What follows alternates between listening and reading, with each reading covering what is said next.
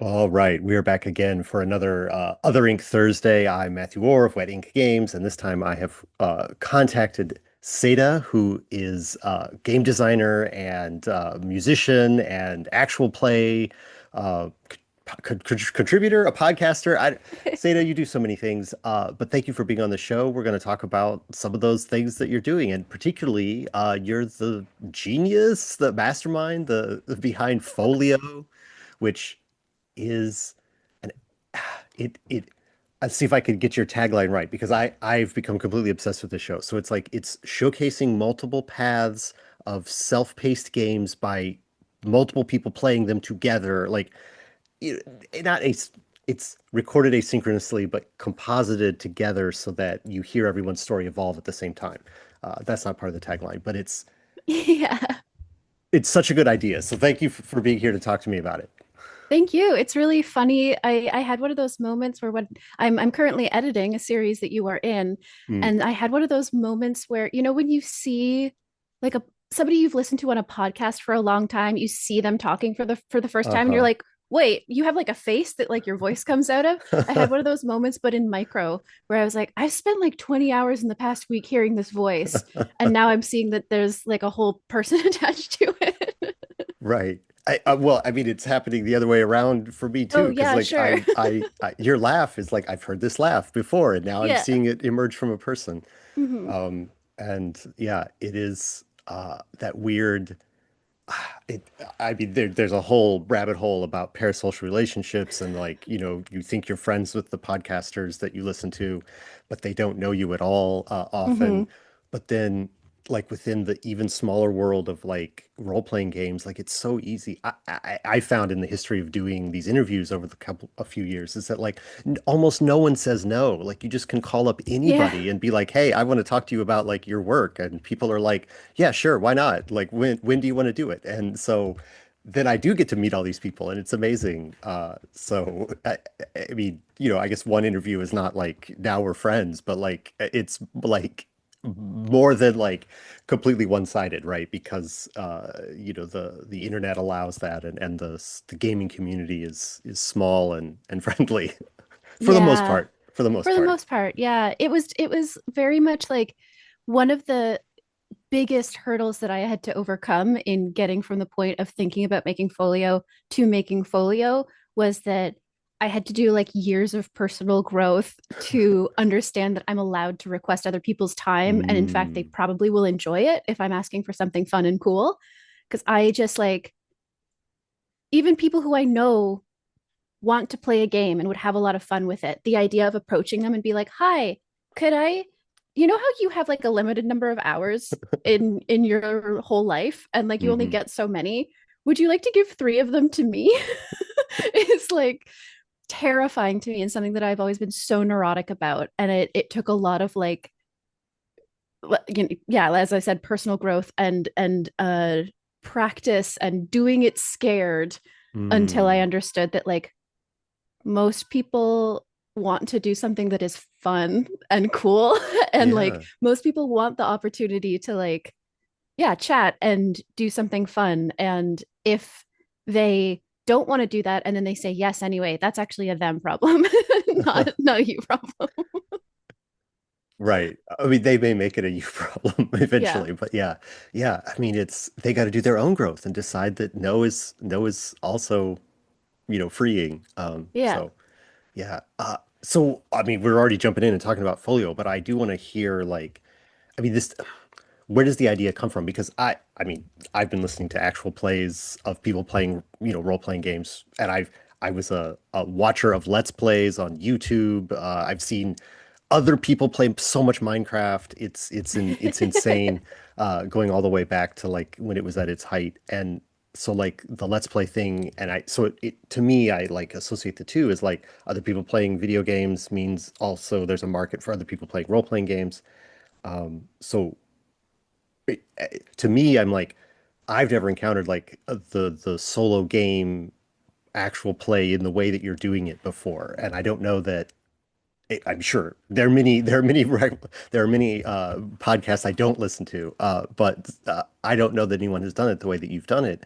And so when I first heard about it, at the beginning of this year, I was like, oh, this is extremely my jam. I want to hear all about it. And so I've been listening this year, and I'm not caught up yet. I'm not caught up yet, but I have a few more what do you call them? Seasons, games. I don't know what you call them you Yeah, do, but like I usually series, series. It makes and sense. Makes each sense. one is its own game, Yeah. basically. Yeah.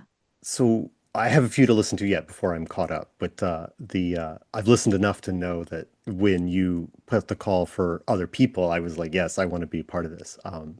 And yeah, maybe we'll time it so that this interview comes out roughly the same time as the first episode of the series that I'm in comes out.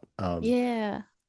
So I've talked a bunch already, but I want to hear more from you. Like, how did you conceive of this show in this way of doing like a solo game, but like not just one person doing it, but like I think usually three people doing Yeah. it. And and sort of the bigger question there is like, what's your background with performance and being on mic and you know, how much of a you said you did it scared for the first few times, but like I mean, how much pre-work before even that did you do? I don't, I have no idea. Like where does the idea come from in the first place? But, and then, yeah, I don't know. Yeah. I wish I could remember when I actually first had the idea. I know that like it's been several years hilariously in the making. I know that I was vaguely thinking like, oh, it'd be fun to play like do solo game actual play. And I haven't seen people doing that. And then very quickly I was like, oh, I it's not that people aren't doing actual play of solo games. I just wasn't seeing it. There are actually a lot of people out there doing like streams and podcasts and stuff of solo games, but generally just the one person, as makes sense. Hmm. It's in the name. And I just sort of like I love editing podcasts. I love editing Mm. audio. It's something I've done for a really long time. And I just it's one of those ideas that's almost frustrating or conceptions of ideas that's almost frustrating to describe because it just kind of came to mind fully formed. Like Mm. I don't think that I did a lot of work to get to the point of the idea. I've definitely done a lot of work after, but it kind of was one of those things where just idly one day my brain was like, but what if you had like multiple people play a solo game and then you put them all together? And I was like, oh, that does sound cool. That sounds like a cool idea. And I think it just I love actual play, and I've been listening to actual play podcasts for a pretty long time, and there is like something that is just that is engaging about multiple people doing the same thing, like being able to switch between and get the different perspectives. It just gives your brain a little bit more to hook onto when you're listening to it. And so I just thought that it might be like a different type of engagement into solo Mm. games to like give people sort of like a way that might uh hook them a little bit. Like if they aren't the type that can just sit down and listen to one person play a game, maybe this would give a little bit of like extra stimulation or something to make it work better. And Well, right. It's like why try out once when you can try out three at once and see yeah. one of them might catch you, you know, like one person's experience with the game might be intriguing, but you're not going to devote like 9 hours to listen to one person play through it. You're gonna you're gonna get, you know, 36 hours at once, or well, but I mean, well, it's not 36 hours, but like you're gonna get Yeah. you're gonna get in 9 hours you'll get three stories instead of one story, you know, or whatever. And I think stylistically, Folio has been a lot more influenced by your sort of like the show I credit the most for how it feels to me is actually Song Exploder. Mm. And I was recently listening to an episode of This American Life, which I haven't listened to in like 15 years. And I was like, oh, this is my editing style. Like I picked this up when I like listened to a couple of NPR shows like 15, 20 years ago, and it just like seeped into my brain in a way. And so Yeah. it's like much more influenced by sort of that style of podcast, I think. And I think that's sort of like that was what was in the sort of general brain soup when it was Yeah. cooking up that idea. Uh, yeah, I can totally see that. I have listened to some of Song Exploder. I was more a fan of the show um than or the TV show. They did like a limited run TV show, and I really like that. Oh, I didn't see any of that. I should The watch that. yeah, it's so great to me because obviously you get Rishi's investigative style, but then it's sort of like in these lush places where he's interviewing the people and it's so you get all the visual stuff as well, and then they do like a little uh, like almost like a new music video for the song that focuses on the lyrics and stuff like that as That's part of the so cool. episode. It's a great show. And then I went back, I'm like, well, I love the show, I love the TV show, all the visuals, and then so let me go back to the audio, and it's like there's no Rishi in it. He cuts himself all out. It's only the person Yeah, talking about their work and stuff like that. And I was like, well, that's what I liked about the show, was seeing him interact with the people. totally. Um, but you saying that that's where you get from, like, because what I always in the like artificial divide of everything into fiction or nonfiction, actual plays go in nonfiction in my brain because I get to hear the people talking about the game, and then I Yeah. don't want a podcast that cuts out like the chunk chunk chunk of the dice roll on the table, and I don't Yep. want an actual play where it's just been massaged into being a storytelling experience because I mean, and if other people enjoy that, that's fine. But like, I like that you get the game and you're seeing the game work and you're seeing the players interact with the game, and you keep all that in folio as well. So like you said, it's like Song Exploder. We're like, oh, here's my die roll. I'm looking at the chart. Let me talk through what I think about what would be fun about the choice that I've done. Um, and so yeah, it's like again, it's a perfect podcast for me because it's all the things I like. But so yeah, I definitely see that connection to like the sort of NPR style, like professionalism or whatever. I don't know. There was something else that I was going to ask about the production side of it. Like, and I don't know if this has grown over the time or not, but like there's just the lightest bit of sort of after recording effects that you have in. So like, every once in a while there'll be like maybe some reverb to what somebody is saying, or you'll have like both players got the same prompt, and so you kind of like splice their reading of it together because they're both encountering that prompt at the same time. Hmm. If you sort of imagine them playing the game simultaneously, and so there is some editing, but you said you like editing, so that's like I don't. It's not full blown of like sound effects and stuff like that, but it is obviously a lot of work that you're putting into it there. I mean, is that sort of do you think you would move in a direction of like more that sort of produced sound where you've got sound effects and if there's running water, or is it just situation by situation that you're like, oh, this needs just a little bit of this polish right here? I don't I, I'm I'm bad at asking questions. No, I I want to talk got it. about We're like all your good. I talked about your editing. So like Yeah. talk to about your editing, and you say you'd like to do it. So like when do you feel like you put in a little bit more, and what's really exciting about the editing process for you?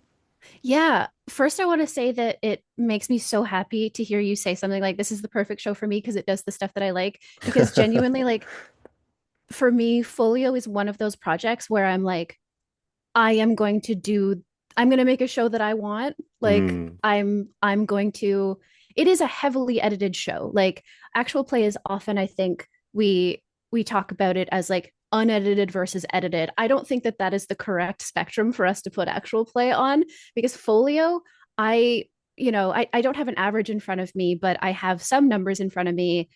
I often put more than 30 hours of editing into these 4 episodes, you know? Um, That's so many hours. yeah, it is. And like, I leave in a lot of table talk, as you're saying, essentially. It's funny to call it Hmm. that in a solo game, but people talking through their decisions, people rolling dice. I also cut out an average of 30% of every recording or something like that. I get it. The numbers are somewhere. I love spreadsheets. So I just always have these numbers. Um, I edit down a lot of silence. If somebody spends 7 minutes looking at a name, like and going through lists and typing and whatever, I don't keep the whole 7 minutes in. I keep the most engaging 30 seconds in or Yeah. whatever. And Good like, choice. 7 minutes of looking through a yeah. reference And to book or be clear, something. the person I'm subtweeting on that is me. Like, I'm on relatedwords.io for 45 minutes, just like, I wonder, I want to name this character something that has to do with nuclear energy. So I'm just going to look up words related to nuclear energy. Um, but like, yeah, it is heavily edited, and I love doing that. I love making the playthroughs talk to each other. All of them Hmm. are recorded completely separately. I optionally provide people the first like third of my recording, let's say, because I try to have my game done first. And I just know that I try to provide people a lot of structure because I know that I'm asking them to do a very unusual thing in like sit down and play a game out loud by yourself. It makes people uncomfortable sometimes, and I totally get that. And so I provide my recording or some of it just to be like, listen to this. If you need more information about what I'm looking for, you can understand that like I take long periods of silence to think. You can hear me typing sometimes. You don't have to be perfect. It's all going to be edited out. It's all good. um and that's really important to me. And then I love it so much when these completely discrete games and narratives end up overlapping just completely coincidentally, either because of the system or because of weird, unexpected parallel thinking from people who don't even know each other. Um, and so I love being able to like show that off in the edit a little bit by Hmm. having like, if I can have one player ask a question and then another one answer it, it's so cool to me. And so I do a lot of my work, a lot of those hours in editing is about like arranging things properly. Like, does Hmm. this narrative flow? It's not quite as simple as, in a TV show you might have your A, B, and C plot, and we kind of have three A plots at all Yeah. times, but they still have to like flow into each other. And I find that to be a really satisfying challenge because it is something that I love a lot. And I don't care about sound design, which is Okay. like, and when I say I don't care, I mean that in a truly neutral way. It's something that I Yeah. really appreciate in audio fiction.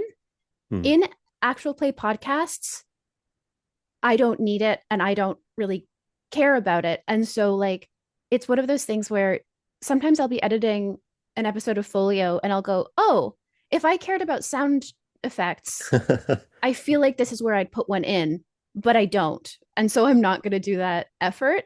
And for me, all of the work goes into just the conversation between them as much as possible. Um, I do make all of the music for the show, but I only put it in for the intro and outro. If I were making money off of this, which I doubt I will ever do, I am a musician, so maybe I would dedicate more time to that. But all of that stuff is stuff that I would be doing for other people because I know they enjoy it.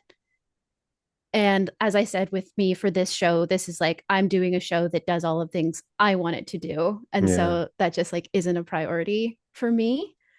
But it's not it's nice to think about sometimes, but it would probably like my life and the show would have to be in very very different places for me to prioritize that stuff, I guess. Yeah.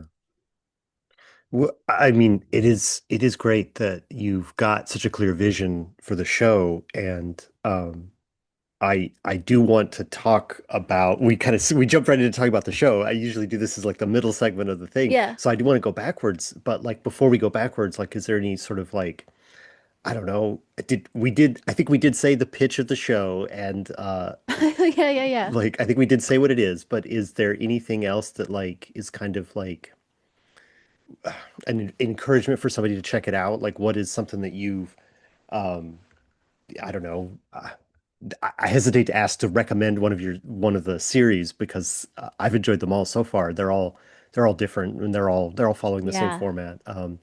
But is there sort of a thing where Well, let me ask it this way. Like when in the process, were you like, oh no, this is going to be great, for yourself? Like if you're making a Yeah. show that you want, like what was that moment when you got to that point where you first felt that like, oh no, this is a good use of my time to make this. Yeah. So just in case we didn't say, Folio is an actual play podcast about solo and epistolary games or just generally self-paced games.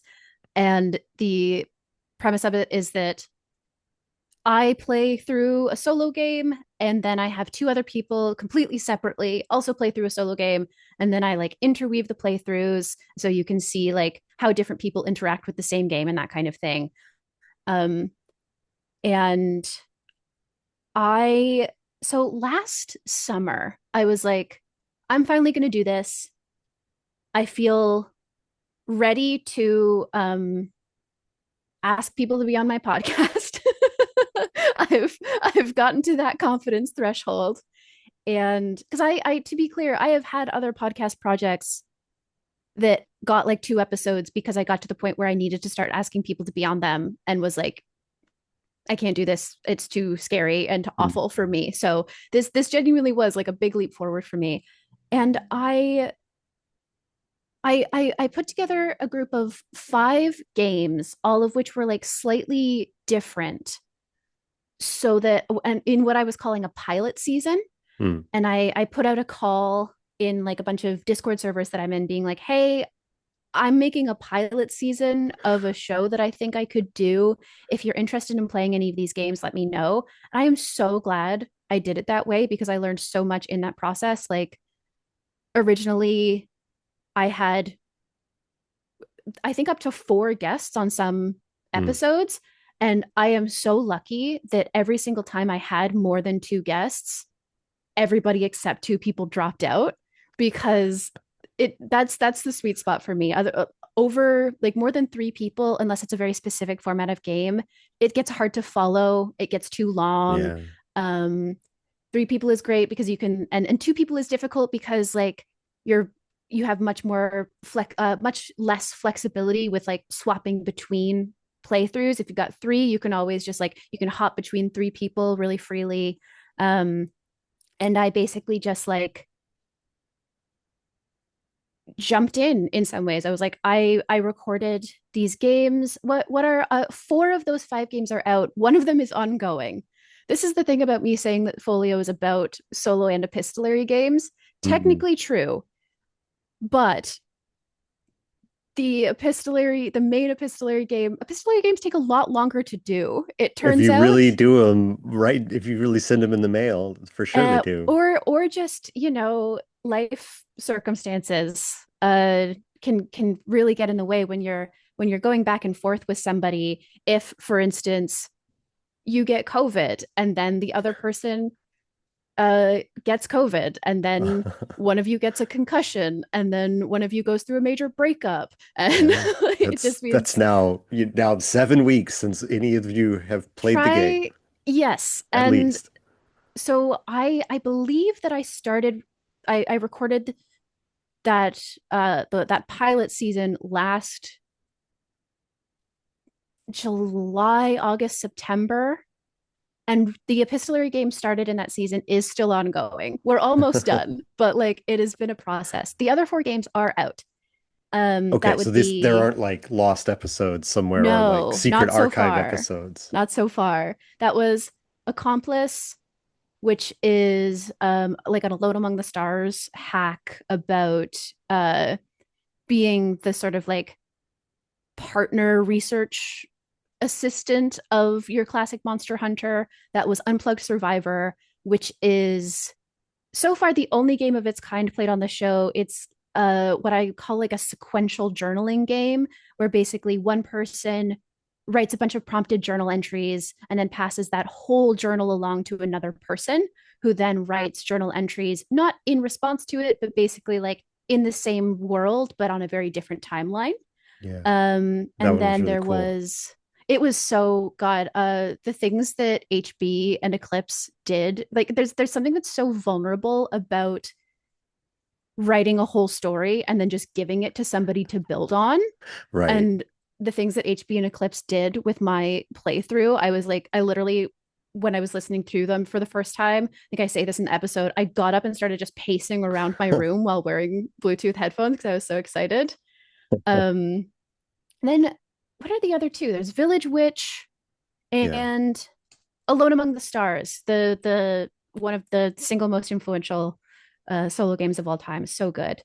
Um, and the very first episodes that I edited in full, it was the Accomplice series, which was the first ones to go out. I wish I could remember the exact moment. I'm sure I have it written down somewhere, but I just like I hopped in to editing the Accomplice episodes, and it was just working. Like I was Hmm. swapping between the playthroughs, and that episode, those episodes when I listen to them now are so funny to me because the editing is considerably less involved than it is now, just a few months later. Like I let people's who was that? That was Caleb and Tomas. I let their like whole turns play out before I switched to another player. And now I'm much more like I tend to hop between people a lot more rapidly just to sort of keep it moving because I and to add suspense because I think that's fun. And I think it was just like, oh, one thing was that all three of us in our Accomplice games said completely coincidentally, I think I'm just going to basically put this where I'm from. Hmm. Like when I'm thinking of a location, it's basically going to be here where I'm from and described that. And there were just all of these other little coincidences and like similarities, and people would hit certain notes or they would get the same prompt. And I was editing it and listening to it. And I was just like, oh, this is working. This is like the show that I want to make like exists. Like it's happening. And it was so cool. Yeah, it sounds like it's one of those like a success 5 years in the making kind of things where it's like you when you sat down to do it, it was working because you had conceived of it and planned it and Yeah. had brought in people that you wanted to work with, and the moment goes further and further back in time when it to lead to that moment of like, Yes.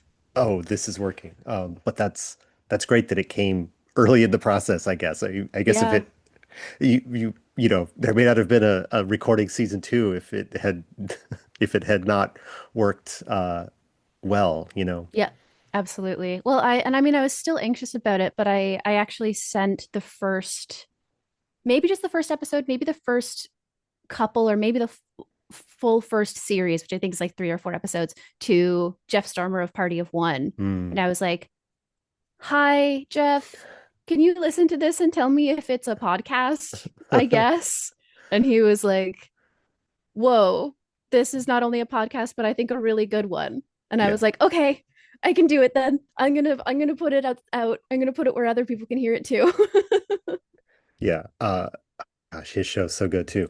Yeah. Um, uh, Yeah. Um, all right. Well, I do want to hear a little bit about some of those preamble situations. Like you've mentioned you being a musician, but so like I definitely being a creative person is something that like has sometimes an origin point, or sometimes usually it just goes Mm. all the way back to the beginning. But like, what is that for you? Like, what is your, like I guess because it's always like TTRPG stuff is like, does that come as an afterthought, or is it like I was doing this and it naturally led there, or I don't know. What is your first like creative projects, and how does that when did role-playing games come into it, I guess is, you know, because there's Yeah. creators and then there's creators specifically of this kind of games and content and stuff Yeah. like that. So, you know, Yeah, it definitely TTRPGs came in later for me. Like I think I don't have a lot uh, of a creative origin story just because I uh I've always written, I've always been into music. I grew up in a like relatively musical household. There was a piano in the house. yeah. And I was just always really drawn to it. And so I started writing songs and just generally writing when I was very young. I also learned to read really early, so I think that was probably part of it. Like I went into kindergarten already able to read, and so I think I just was already like absorbing the written word Yeah. so much that it just quickly became output for me. And I was always into music. I was always writing, and then I was very into performing. I was in musicals in elementary school and then all through high school, and also writing songs and poetry and occasional short stories, but in sort of a like, I don't know how to describe the style of that was like if you were in certain circles of DeviantArt in 2007 and you know the word prosody, then you probably know the type of short stories that I was writing. um, I but mean, I could work out what that means, yeah, but no, I guess I missed that era on DeviantArt. it's just it's a very, poetic. It's in the format of a short story, but in the voice of poetry in a lot Mm, of ways. I think honestly, this is how you lose the time war is really close stylistically interesting. to a lot of what was going on there. And I, yeah, I've just always been a performer, which is like, I don't really know why. I think it's really interesting to me because I am, I mean, I'm autistic and uh not great in a lot of social settings and interactions, but there is Mm, something about the setup of being on stage that I always just like innately understood. I was like, I know the dynamic of this here and I can mm, really thrive in it. yeah. Um it's really fast. It's been a thing. Even like, I'm a musician. I am good on stage. I have a good stage presence and I'm a good performer. And it was always fascinating seeing people's face changes because they would see who I am on stage, where I'm very much like kind of in control of the environment and very self assured and I know what's going on. And then they would approach me after the show to be like, good show. And I'd be like this terrified rabbit, like wrapping wires and be like, dang, you listened to it? That's good. I'm glad you did. Do you have anything else to say? And people are like, okay, whoa. They just sort of like melt away Yeah. from the disaster scene there. I mean, in some ways that makes a lot of sense. Like I think that is there's so many things. I mean, like the sort of the you've got the box, like there's a stage, right? And then you go up on the stage, and then like that's new rules, right? Yeah. That's a social dynamic that has very well established rules going back to, Yes. Greece and before and stuff Yeah. like that, like, oh, people here to pay attention to the performer. And so like I can totally see that kind of like it's an artificial environment, what is it, the magic circle, right? All of those things, right? I mean, Yeah. it is a now it is time to watch Sata sing. And so Hmm. like everybody's going to do that. And that's a known quantity and kind of helps. Uh, whereas like, oh yeah, just hanging out afterwards is like, oh no, there are no rules here, or the rules are different. Um, And I y- didn't know. I didn't know. I was having all of those struggles and knowing that was true about myself, and I still didn't know I was autistic for quite a long time. And when I learned that, I was like, oh, hmm. some stuff is coming together. Okay. Uh, yeah, I mean, is that so? I mean, not without it.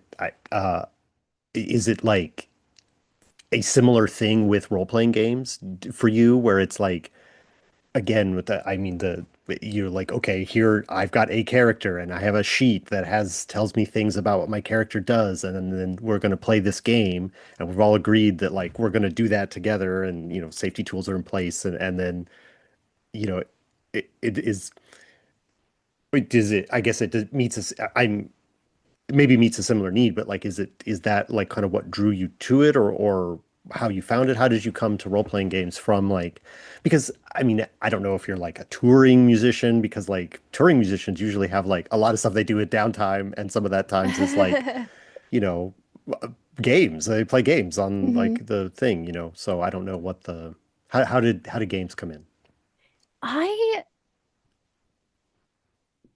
I think that the thing that I was drawn to when I was getting interested in TTRPGs was performance, was Mm, building and embodying a character. Because that is something that I love doing. And then at a certain point, it's hard to sort of find a greater motivation beyond just like my brain hooked into game mechanics as something that it finds infinitely fascinating.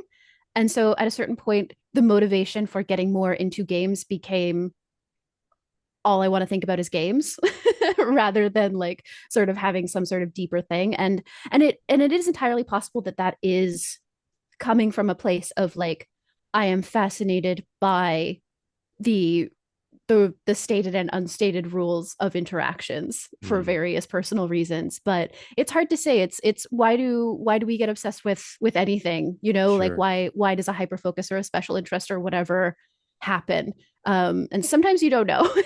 But it's like I I I know that I made D&D characters in high school. I don't think I ever actually successfully played a game.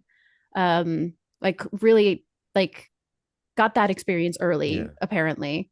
Um and then I joined a 5e game with a bunch of my friends, and it was fantastic. Like I've talked about this before, I believe, but I truly like that table was so fantastic that I didn't understand criticisms of 5e when I first started to get Mm, into smaller games, because my experience just didn't match any of the bad experiences I saw people like having. Um, and I was listening to a lot of actual play even before that, and hearing a lot of different games. And I think that it was just that at a certain point, my social group hit a critical mass where enough people had, you know, listened to friends at the table that I could be like, what if we played the quiet year? And we did. And the two games that I have to credit for the rest of my life in any game that I ever make or whatever are the quiet year and fiasco, mm, because playing those like fun like broke my brain deliciously. I was mm, like, oh, games can be so much more than I thought they could. Like yeah. games can be like so many different things. Yeah. And I, those two really like started my sort of like, after that it just became like a, well, now I'm making my little dragon's hoard of PDFs and it's never going to stop. And it'll, I think that was like a decade or more ago at this point, and it just like started and then accelerator and didn't stop. well, I mean, that's neat. I think it's also Fiasco is definitely I'm pretty sure it's the first sort of like indie game that I played as well. I've played a lot of the bigger, crunchier games, you know, from from back in the day. You know, lots of dice pools and lots of rolling and stuff like that. And then we tried Yeah. Fiasco, and it's like, oh, this is a can there how can this book contain a game? Like Yeah. this is like a third the size of any other book that we have on the shelf. Uh-huh. And then we played it, and it's like, oh, okay, there's a whole other world that goes for something different than like realistic vehicle combat, you know. Yes. Or well, not realistic, simulated Uh-huh. vehicle combat, you know. No giant robots. Well, there could be a giant robot in Fiasco, but it wouldn't have like stats for the arm and the hand and the, No. you know, the yeah. Anyway, yeah, Fiasco. That's a lot of people got on the train at Fiasco, I think. And Quiet Year, yeah. And you did say the Quiet Year, not because For the Queen is kind of I feel like it's the current Oh yeah. hotness. Um, Yeah. No, it was quiet year for me. yeah, yeah, Yeah. Quiet Year. because that I have not played The Quiet Year, but I know of it. I know it well as a thing that exists. Know it well as a thing that exists. Yeah, Yeah. but uh, all right. So I want to ask you a little bit about like what because you got a couple games yourself that you've put out. You talked about a Dragon's Horde of games, Yeah. and I I remember I think I read through part of one of them because you put it up on one of the Discords the Discords that we're in. That's how we Yes. met. And so I've seen it, but like I I seem to recall that it was a solo game and it had like sort of which makes sense if you're doing a solo thing, but like what are some of the things that you're trying to capture in your own designs about some of the stuff we've already I mean, do they hit on some of the stuff we've already talked about in terms of like the process and the solo thing and setting up a character, or are you going different ways with your own designs than the are they working in consort? Could Folio be on, or could your games be on Folio, or they couldn't be? I don't know. I mean, they could. I have two published games. Neither is technically strictly a solo game. They both have solo modes. One is certainly Hmm. easier to solo than the other, but the sort of bigger one, I guess, is Hook, Line, and Cyber, which is a game that I made for the Fishblade game jam a few years ago. That it's based off of the mechanics of Go Fish. Um, and That's tying it right. to Fiasco, like it has been correctly or not correctly but fairly and Hmm. accurately described as what if the Fiasco character creation section was a whole game. Because like that part, the setup of Fiasco, when you're just like randomly or semi-randomly generating information and linking it together, is catnip to me. Like it's my favorite thing. It's so good. It feels so good. And in Hook, Line, and Cyber, you play Go Fish, and every card that you pull is a piece of intel to a like cyberpunk heist that you're pulling off. And so when you assemble a full book of like all four cards of the same value, that's a heist. You've got your client, your objective, your in, and ooh, certainly something else because there's four, and that was three things. Client, objective, in. I have it beside me. Let me look. Let me look at my own game. Opportunity. There we Hmm. go. Um, and there is a bunch of tables. It's a very table-based game. I love tables. You pull a card, you generate one of these pieces of intel, and then when you get all four, you sort of be you tell the tale of the heist that you pulled Yeah. off. So you can be like, cool, my client was a former tech startup CEO who has a axe to grind, but there's an NDA tied to their severance package, and they wanted me to disappear their filthy rich boss, and the opportunity was a nightclub hosting um, the year's most exclusive dance party, and our in is the password for the Wi-Fi. And then you just go like, okay, how do all of those things add up to the heist that I pulled Yeah. off? And it is a cooperative game where all of your characters are not working together. Like you're stealing jobs and intel from each other. You are all working by yourself, but you are Hmm. developing the narrative collaboratively. And it's very silly. It's very silly. It's literally, I'm you're shocked. literally playing Go Fish. And I'm currently like, I'm slowly developing a new edition of it that Hmm. looks better and has some like uh just kind of a rewrite of it, and a layout update and that kind of thing. um and it's really funny because like the first games that I started working on were actually all very serious emotional story Hmm. games, especially in late 2020. I was an essential worker as a server at a restaurant, Lovely. and um I'm going to make it into something serviceable at some point, but I have this just like bloody vent poem of a game that's called This Belongs to You, a game about reclaiming your body from the war machine, that is a mech game Mm, about digging around in a dump and finding blown up pieces of a mech that was yours and then was stolen to be used as a weapon. Because I was working as a server, and this was pre-vaccine and everything, sure. and I was wearing all of this PPE and staring down into the faces of these unmasked people, and I was like, very weirdly symbolically, like I would like put steak down in front of them and be like, that's my body, like i'm Mm, i'm serving you my body. If serving is always this weird emotional physical, like emotional labor is physical, it is your body.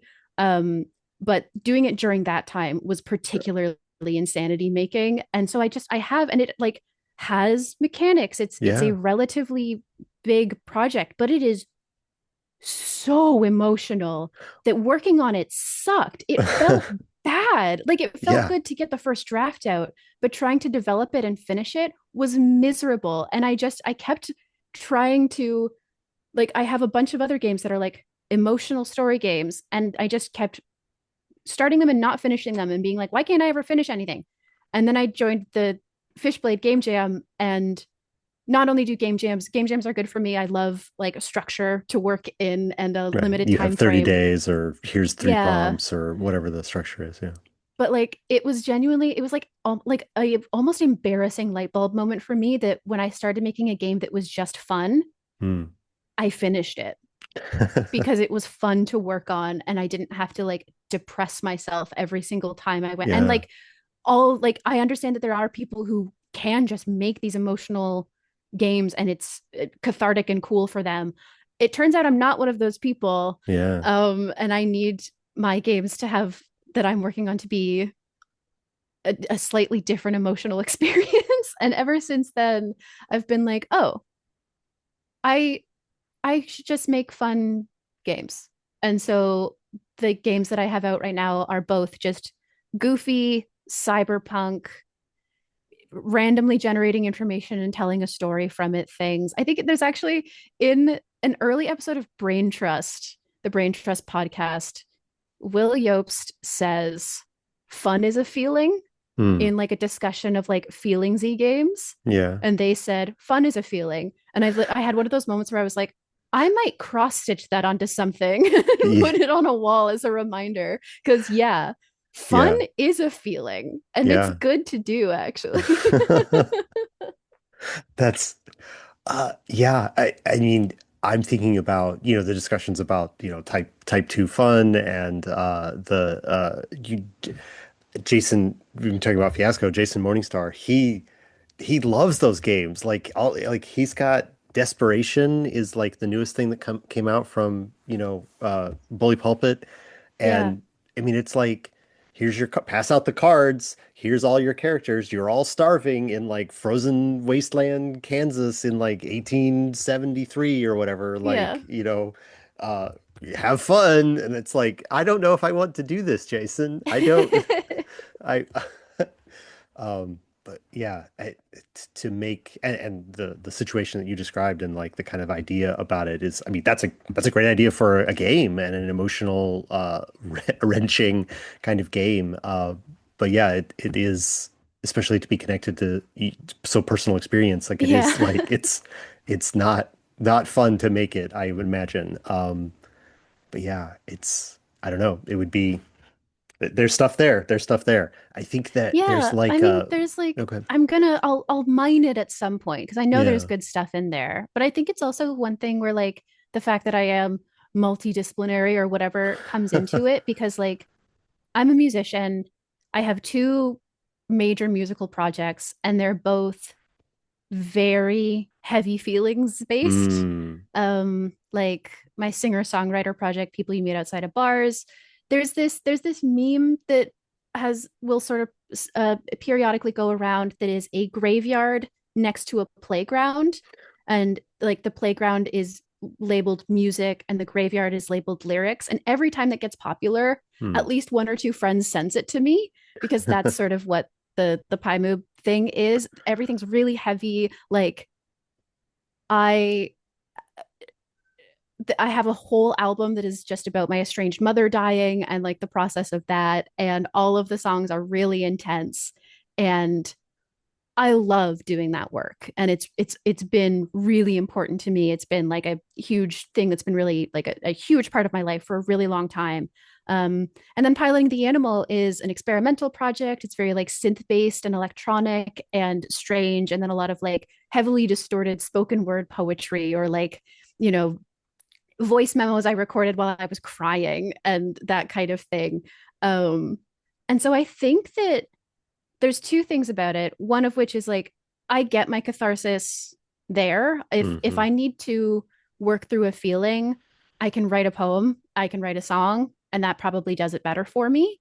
And the second thing is something that I forgot. What was it? Oh, it's that I struggle to believe that making work that is happy and fun is as worthwhile as making work that is intense and heavy Mm. and emotional. That like I'm like this needs to be, I in order to be valid, it needs to be able to like be taken seriously as like Yeah. this form of art and whatever.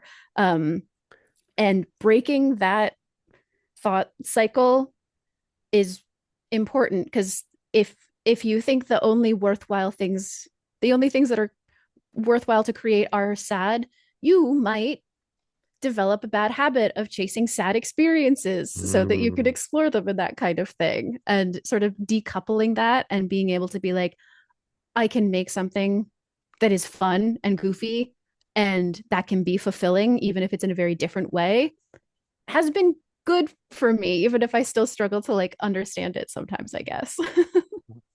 Yeah. That would, I mean, everything you've said is very personal, and I appreciate you sharing that with me and then the people who will watch this video.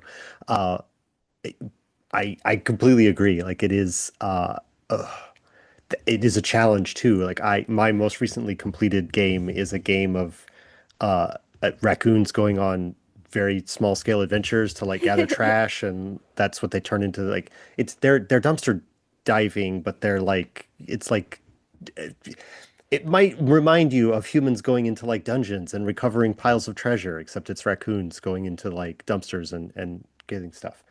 Yeah. It's very silly, it's dumb, it's very low stakes, and then like, and yet it's so I understand that feeling very much about like, is this in these trying times in which we live? I'm like, should I be making a dumb game about raccoons doing dumb things? Like, I don't know if I should be. Maybe I should be doing something better, quote unquote, better with my life. But like, Uh-huh.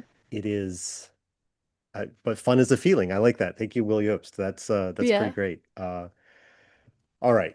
We don't have too much more time on the call. We don't want to be here all day.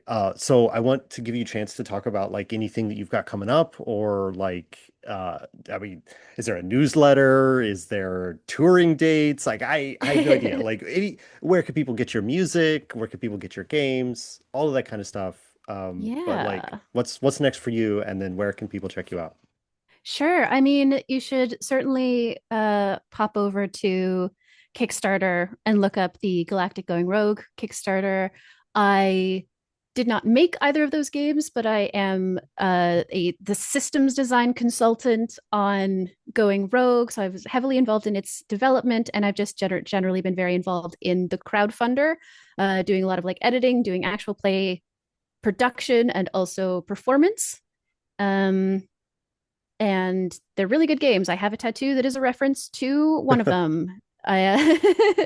And that's great. And also, there should be a newsletter. I keep thinking this. There isn't at the moment, but I guess you could follow me on Blue Sky at pesetachips.gaygothvibes.online or check out my website at gaygothvibes.online. And there are separate RSS feeds on there for all of my projects. If you just want to follow Piloting the Animal or you just want to follow my tabletop stuff, there are technically RSS feeds with blog posts. Do I remember to update it as much as I should? Nope, but I'll get there. And yeah, All my stuff is on Bandcamp. It's also on all of the music rental services. If you look up people you meet outside of bars or Piling the Animal, games on itch at satah.itch.io, and folio at foliopod.card.co. But yeah, summary, gaygothvibes.online and folio. It's got a lot of links. And there's a Yeah. Patreon, right, for Folio, right? There is. Yes, there is a Patreon on for folio. It involve I hate oh my God, I hate charging money for things so much. I hate it, but I'm allowing myself to do it. And basically, there are a bunch of all of the tiers are really low, and you get to like vote on games. And there's a bonus feed that paid members get access to first. But there's also you can also just join as a free member, and you get every time a series wraps, I put out a very goofy post that's like, here's some of the stuff from the production process, and here are a bunch of like charts of like this player pulled the most hearts, this Hmm. player pulled the most clubs, and that kind of thing. Because you love And spreadsheets. also, I love spreadsheets so much. There's also like, I do live streams, and then I put out edited audio only versions on the feed. So if you join as a free member, you truly get access to almost everything except polls. I think you just get it a little bit later because that's the compromise that I'm making with myself to charge for anything is that I only charge for it at first, which I know is not a sound business strategy, but it's all I've got. If everybody working in TTRPGs was doing a sound business strategy, we'd all go become bankers instead. Yeah. So, you know, you're right there with everybody else. Yeah. Well, I want to thank you again for your time today to talk about your project and your work and just thanks for doing the project because I've enjoyed the folio that I've listened to and the episodes that I was on. I enjoyed playing the game and recording my stuff, so that'll be out. Um, I think at about the same time that this interview comes out.